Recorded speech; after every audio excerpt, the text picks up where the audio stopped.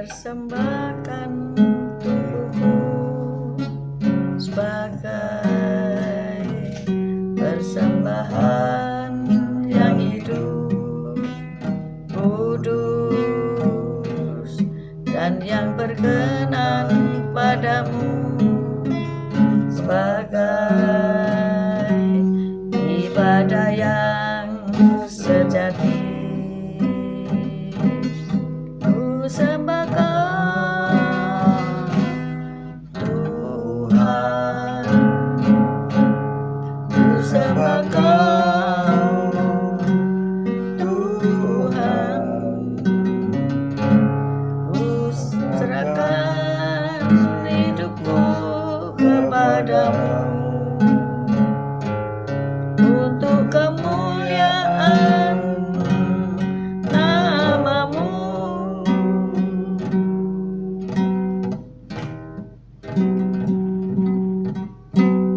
Bapa,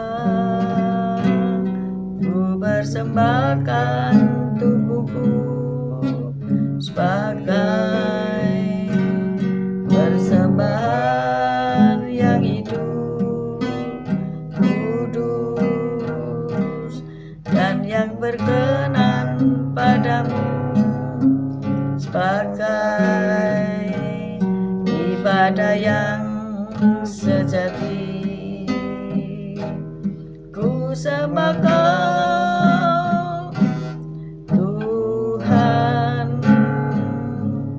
ku sembah Kau, Tuhan, ku serahkan hidupku kepadamu untuk kemuliaan nama-Mu.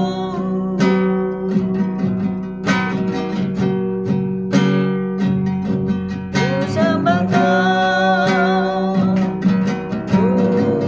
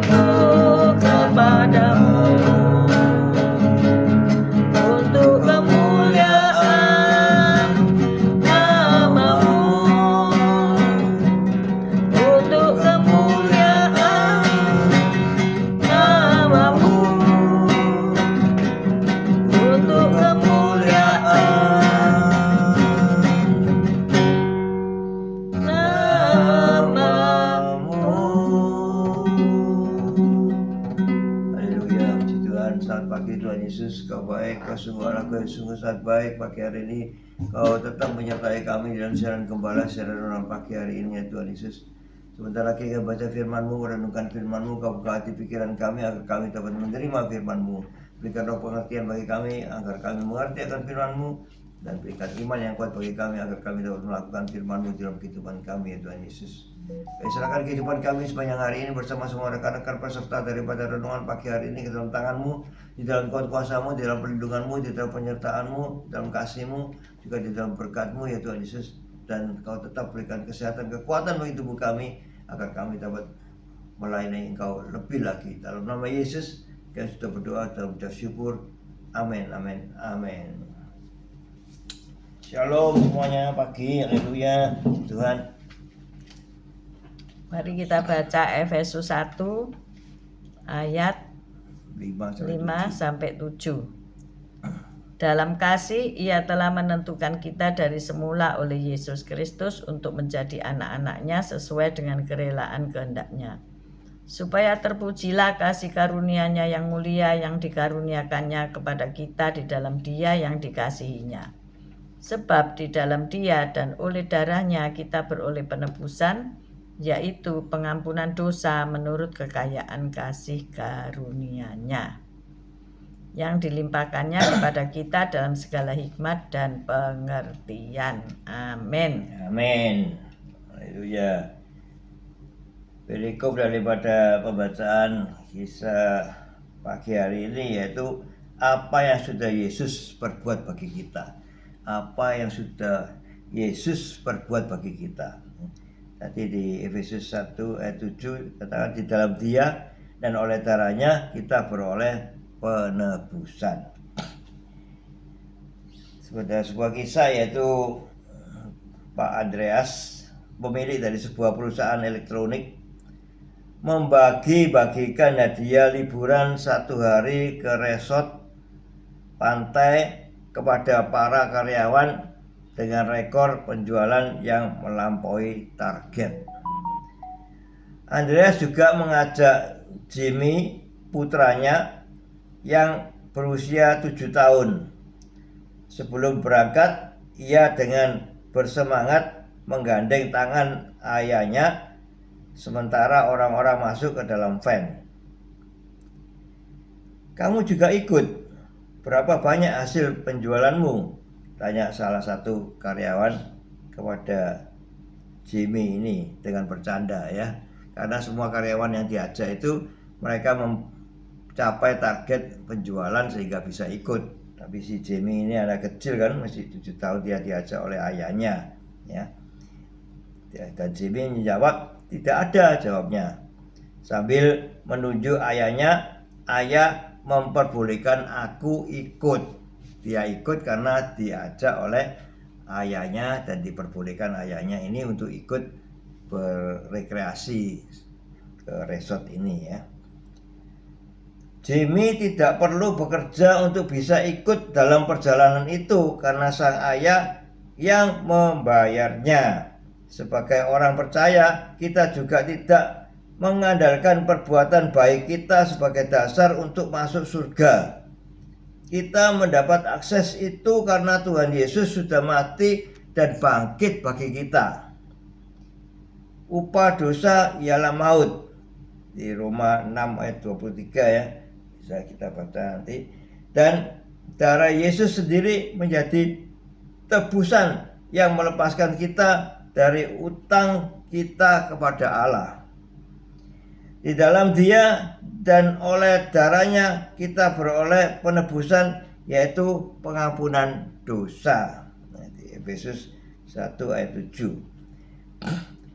Dia membuka jalan bagi siapapun yang percaya kepadanya untuk tidak binasa, melainkan beroleh hidup yang kekal. Karya keselamatan Kristus dan iman kita pada karya tersebut menjadikan kita dapat hidup bersama dengan Dia dalam kekekalan. Mempercayai Yesus sebagai Tuhan dan Juru Selamat menjadikan kita anak-anak Allah Itulah kasih karunia-Nya yang mulia yang dikaruniakannya kepada kita. Seperti Jimmy, kita tidak memandang Bapa surgawi kita dan dengan yakin berkata, Bapakku memperbolehkan aku ikut. Amin. Ya, ini ya apa yang sudah Yesus berbuat bagi kita, dan Yesus mati di atas kayu salib untuk penebusan dosa kita. Ya adalah perbuatan kita yang menunjang untuk semua ini sehingga kita bisa disebut anak-anak Allah dan kita layak memperoleh kekekalan, yaitu hidup yang kekal bersama Yesus. Bagaimana perasaan Anda saat mengetahui bahwa Yesus sudah mati bagi Anda? Ini apakah kita punya perasaan ya? Tuhan itu sudah mati di atas kayu salib untuk menebus dosa kita ya.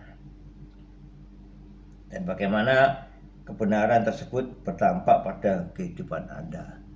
Apa dampaknya dengan pengorbanan Tuhan Yesus di atas kayu salib itu bagi kehidupan kita? Apakah menjadikan kita sadar atas segala kesalahan kita, perbuatan kita, dan mau mengakui segala kesalahan dosa kita kepada Tuhan sehingga kita memperoleh hak sebagai anak-anak Allah dan hidup dalam kekekalan. Puji Tuhan ya. Ya, perbuatan yang mendukung itu tidak ada sebetulnya. Ya. Tetapi perbuatan yang pasti yaitu kita datang kepada Allah dalam nama Yesus dan minta pengampunan. Kita hanya perlu minta pengampunan Dan percaya kepadanya. karena kita harus percaya kepada Dia, karena kita baca ayat 4 ya. Sebab di dalam Dia Allah telah memilih kita sebelum dunia dijadikan, supaya kita kudus dan tak bercacat di hadapan-Nya. Jadi ini sepertinya kita ini sudah ditentukan dari semula gitu ya, untuk menjadi anak-anak-Nya. Nah, bagi orang yang percaya, ia akan mendapatkan pengampunan dosa ketika datang kepada Allah dan sadar akan dosa-dosanya serta minta ampun. Nah, kita tidak perlu berbuat apapun selain datang kepada Tuhan, merendahkan diri dan menerima Dia sebagai juru selamat dan percaya akan darah kudusnya yang mengampuni dosa-dosa kita. Amin.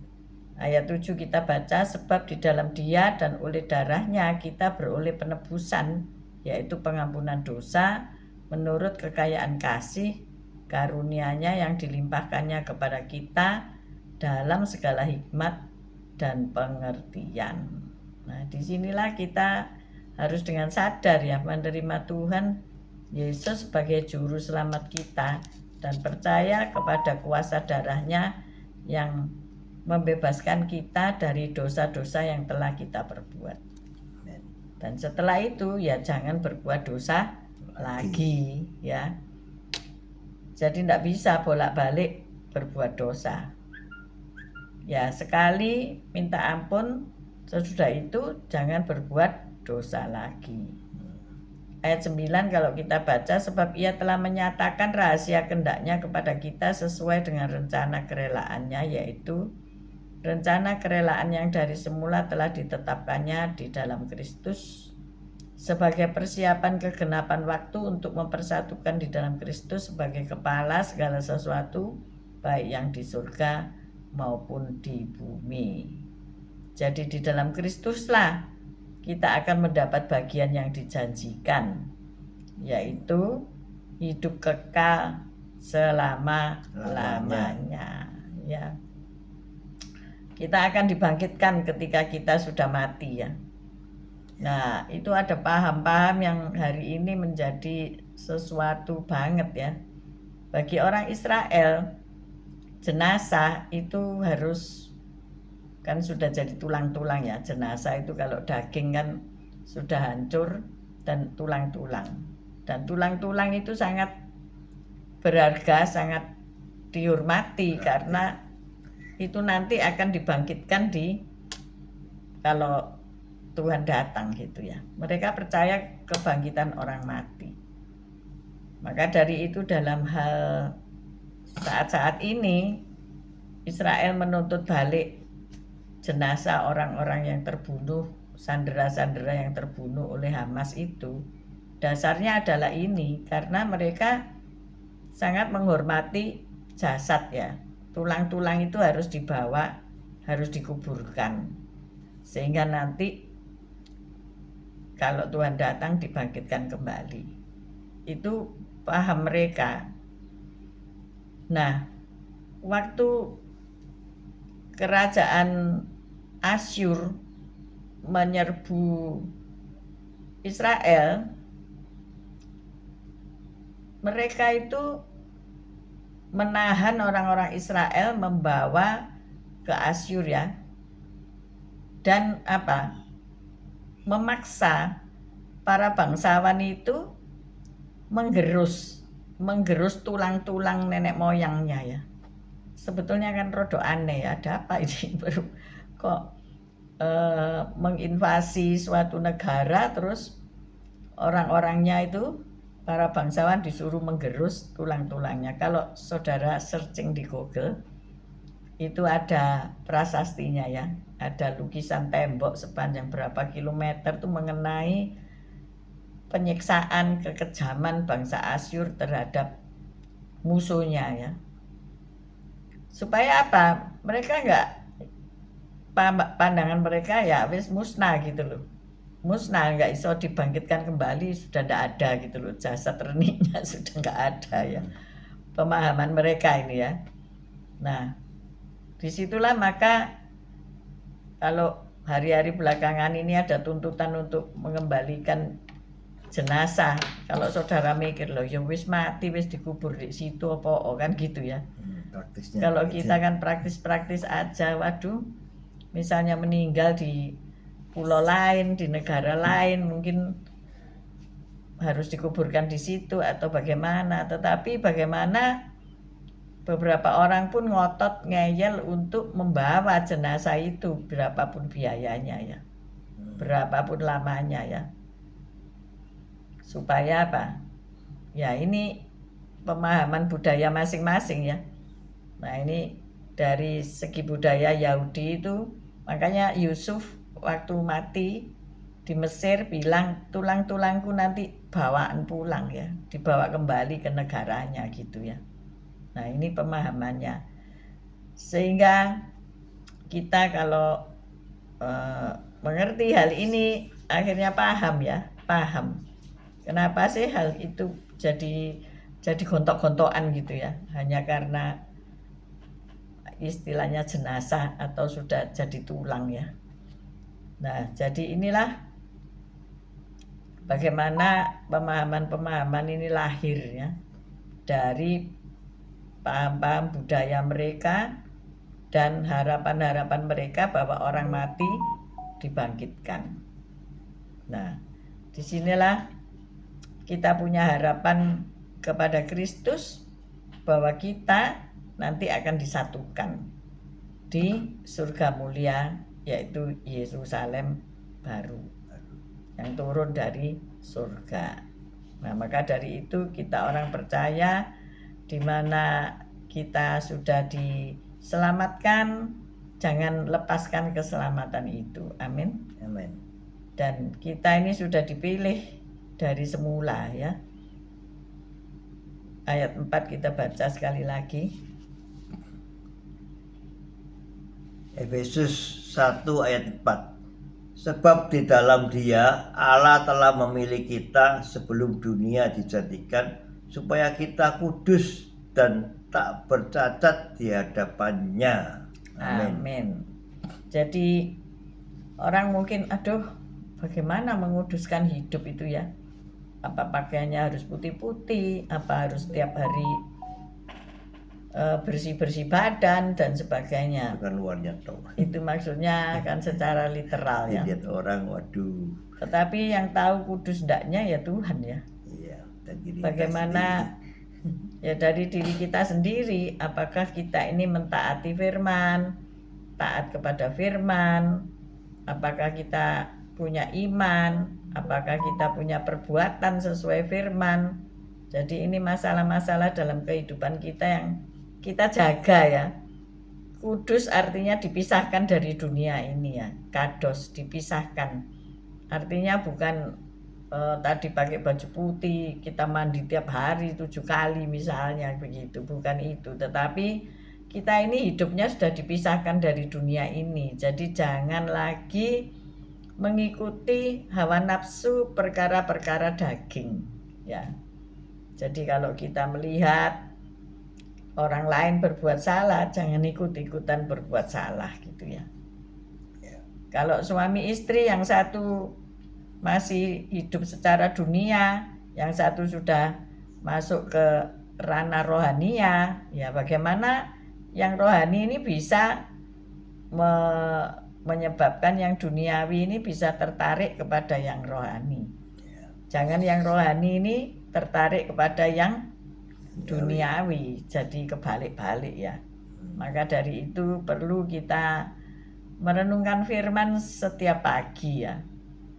Nah, suatu hari, beberapa hari ini saya heran kok tumbuh-tumbuhan di belakang rumah saya ini seperti kena petir ya. Tetapi ketika saya tanya sama Bu Lasma, ini petir apa bukan sih? Saya kok mikir, kok rasanya bukan ya. Kalau petir ya pasti kobong lah ya, terbakar. Kok rasanya ini ada sesuatu zat yang dilempar gitu ya. Ya Bu Lasma karena suka pelepasan tanya, Ibu melepaskan orang enggak hari-hari ini? Enggak, saya malah di dapur bikin-bikin kue ya. Enggak pelayanan. Memang enggak ada yang minta pelayanan ya, semua sudah sehat, semua ya sudah didoakan tiap hari. Enggak ada yang sakit, nggak ada yang kerasukan dan sebagainya. Aneh. Ternyata tadi pagi juga kami membahas di doa fajar, tapi nggak ada ini ya jalan keluarnya. Oh iya, saya pikir saya ini kok kelihatannya dilemparkan dari atas ya, sesuatu cairan bahan kimia sehingga tumbuh-tumbuhan di bawah itu kok mati semua gitu ya. Memang saya punya tanaman yang merambat ke dinding sampai tinggi. Terus saya lihat loh kok kobong. Ya sebagian dinding di belakangnya ada jendela tetangga ruko di belakang. Oh, saya ngerti sekarang. Mungkin mereka mau mematikan pohon merambat ini supaya nggak menghalangi jendela itu. Tapi jendela itu ada jarak ya sekitar 1 meter. Sebetulnya mungkin mereka nggak mau pohon ini merambati dindingnya, sehingga diberi cairan bahan kimia untuk mematikan. Tapi tidak hanya di dinding itu yang mati, sak bawah-bawah, sak pohon-pohon di bawah dinding itu daunnya kobong semua ya, bolong-bolong bekas seperti kecipratan bahan kimia gitu ya. Jadi jawabannya itu langsung dari investigasi. Ya. Nah, sebetulnya kan bahaya ya kalau di bawah ada binatang atau orang sedang jalan terus dia melemparkan itu bagaimana gitu ya. Maka Pak Gem akan mengurus itu nanti setelah ada waktu untuk supaya dia tidak melakukan itu kembali. Dan menurut saya lebih baik saya pasang lagi pagar seng untuk menutupi tetangga ya. Jadi maksudnya itu begini, mereka punya jendela itu bisa lihat rumah saya. Itu sebetulnya tidak boleh ya.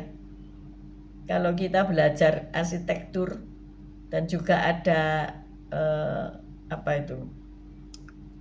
syarat-syarat untuk membangun rumah itu nggak boleh ada jendela yang menghadap tetangga buat ngintip-ngintip itu. Suatu hari ada yang medangkrong atau duduk di pagar ya, pagar rumah, lewat jendela itu dia bisa loncat gitu. Duh, ini kan lama-lama bisa nyatroni rumah saya ya dari belakang, karena kami punya halaman belakang itu lubang ya, tempatnya garden gitu. Nah ini loh ya, orang-orang dunia itu tidak pernah mikir ya melakukan sesuatu hal, padahal dia bisa telepon saya misalnya minta dipangkas atau dirapikan, atau kalau sebelah yang satu itu cukup baik, dia ngomong tolong dipangkas gini-gini gitu ya, saya pangkas. Memang kami setahun mungkin 2 kali memangkas gitu ya, tapi untuk memangkas pun tunggu tukang ya, untuk dia punya waktu untuk memangkas. Nah inilah cara-cara dunia, cara-cara yang bisa mencelakakan orang tetapi mereka nggak nyadar gitu ya. Kalau Pak Gem sudah kudu emosi jiwa, bener ya. Saya ngomong nggak usah, kita bicara baik-baik. Kejahatan dibalas dengan kebaikan ya. Iya. Kalau kejahatan Ya. dibalas dengan kejahatan ya. Ngomong baik-baik supaya ndak dilakukan lagi ya. Jangan berbuat lagi.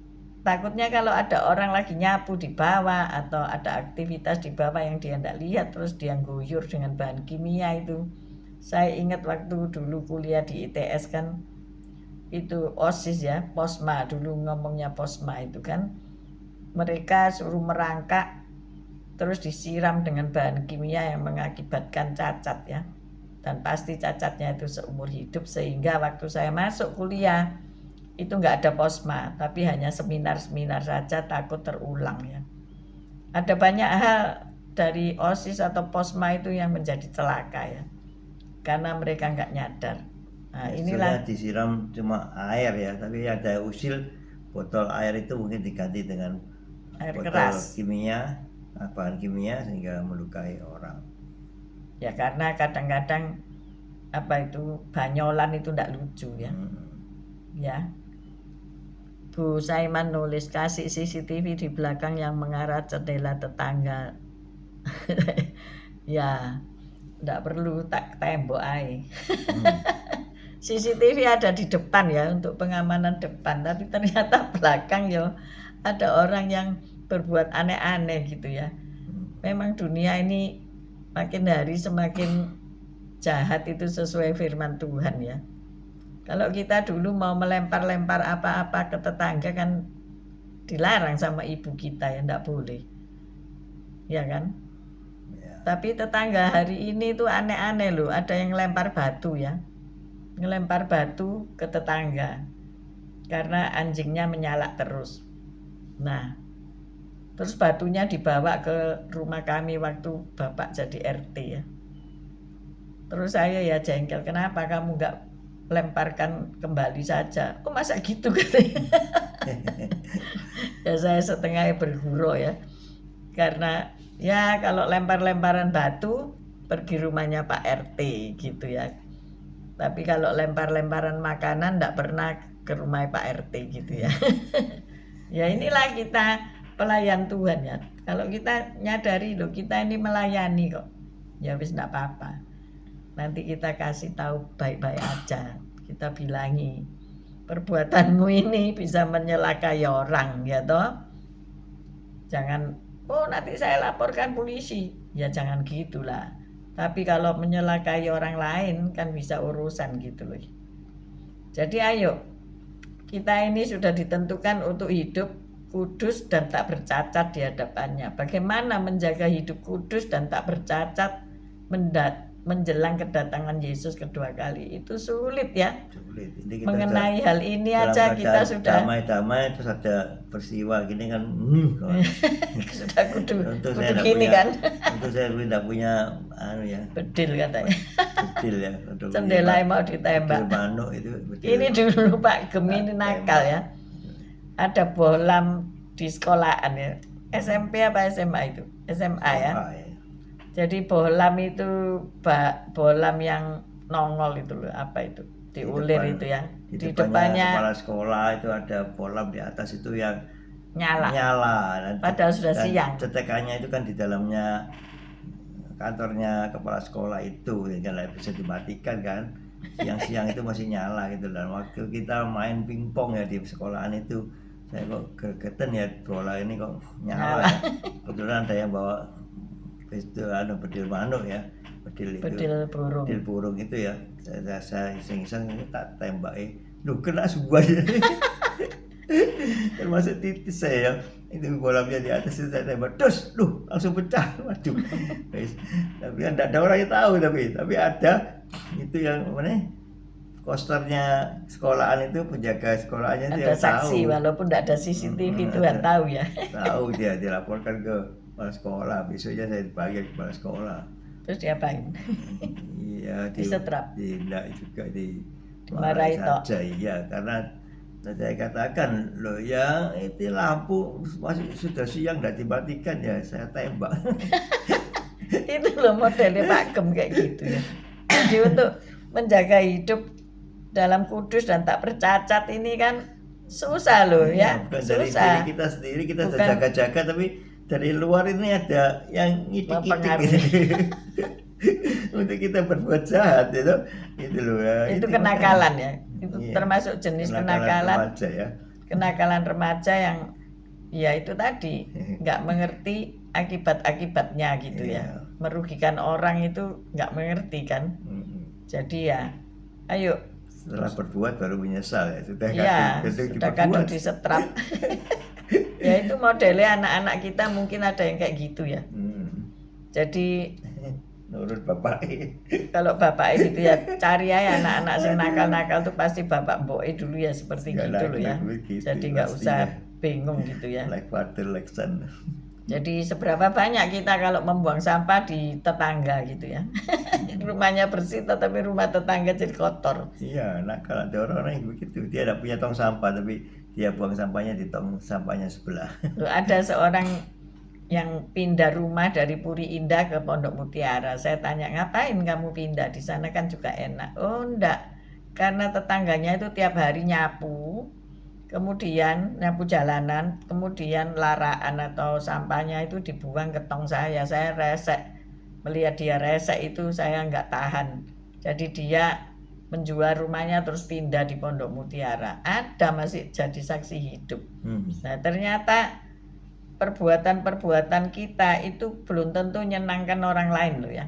Iya. Padahal firman berkata, perbuatlah itu seperti yang engkau inginkan orang lain perbuat kepadamu. Ya, kalau dia merasa perbuatannya dia baik, dia bersih-bersih terus, tapi itu sampahnya yang dibuang di tong sampahnya sebelah itu ya tidak benar gitu loh. Ada sisinya, satu sisi benar, satu sisinya tidak benar, lagi gimana? Ya kemarin saya tidak buang ke tetangga ya, tapi saya ambil plastik hitam sampah, semua itu daun-daunan yang mati itu karena terbakar itu saya masukkan ke kresek hitam gede itu. Tapi saya harus memanggil orang untuk ngebantu saya ya. Jadi kan juga merepotkan gitu loh ya. Jadi kadang-kadang kita mungkin tidak sadar melakukan hal-hal perbuatan yang menjadikan orang lain galau atau menjadi ribut juga atau ya menjadi kesukaran bagi orang lain ya. Kita sendiri pun mungkin menganggap apa yang kita kerjakan itu ya fine-fine aja gitu ya. Ternyata nggak mudah ya. Untuk menjaga hidup dalam kekudusan artinya dipisahkan dari dunia ini ya. Jadi jangan salah arti terus kudus itu suci sembahyang terus, bukan. Ya, orang-orang yang sembahyang terus bisa berantem, bisa lah. Ya, bisa. Buktinya orang yang menyebut nama Allah, nama Tuhan, nama Yesus perang toh, sampai ada perang salib dan sebagainya, sama aja ya. Jadi ayo kita menjaga hidup kita supaya tidak tercemar oleh dunia ini, tidak hidup dengan cara-cara dunia ini, tetapi dengan cara-cara sesuai dengan firman ya. Dan tidak bercacat di hadapannya. Jadi baju kita diumpamakan kalau baju putih tidak ada til hitam dikit gitu aja sudah, aduh ini baju sudah nggak menyenangkan untuk dipakai kan, seperti itu ya. Jadi menjaga diri kita ini supaya tidak terkhamiri oleh dunia ini dan tak bercacat di hadapan Tuhan. Amin. Amin. Amin. Mari kita sama-sama berjuang untuk itu. Amin ya. Mari kita Haleluya. berdoa. Puji Tuhan. Makasih dari Yesus firman-Mu hingga Engkau perintahkan untuk menjaga kekudusan sehingga kita layak menjadi anak-anak Tuhan, sehingga kita berhak untuk masuk ke dalam kekekalan, sehingga kita bisa hidup kekal bersama Yesus. Ini suatu perjuangan daripada kita. Kita bisa menyadari kesalahan kita, kesalahan dosa-dosa kita mau mengakuinya di hadapan Tuhan, sehingga Tuhan mau mengampuni kesalahan dan dosa-dosa kita itu, sehingga kita dilayakkan untuk masuk ke dalam kekekalan. Ya Tuhan Yesus, ampuni segala kesalahan kami dan pelanggaran kami, sehingga kami layak menjadi anak-anak-Mu yang kudus, sehingga kami layak masuk ke kekekalan bersama Engkau Yesus. Haleluya. Amin. Bapak, terima kasih untuk kebenaran firman-Mu. Seringkali kami merasa bahwa perbuatan kamilah yang membawa kami ke alam kekekalan. Tetapi kenyataannya hanya oleh karena kasih karunia Tuhan saja. Sebab itu kami bersyukur punya Tuhan Yesus. Sehingga di dalam kehidupan kami diharapkan untuk bisa hidup kudus tak bercacat di hadapan Tuhan. Tidak mudah ya Bapak, karena itu memerlukan perjuangan mematahkan kedagingan kami, memikul salib untuk mengikut Engkau. Terima kasih Engkau sudah memberi pengampunan, Engkau sudah memberi darah kudus-Mu untuk menyucikan kami semua. Oleh sebab itu kami mengangkat tangan kami untuk menerima berkat-Mu.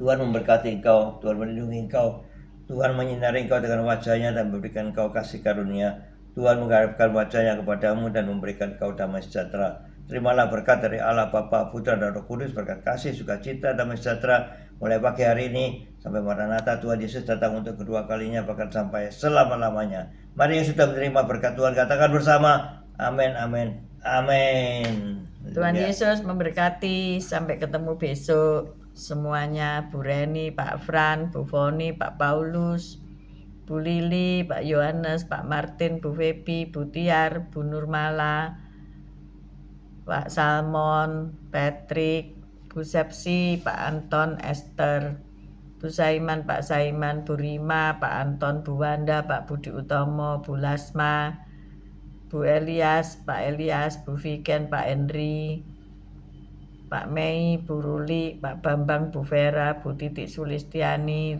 Terima kasih semua yang setia bergabung di pagi hari ini. God bless you all. See you tomorrow guys.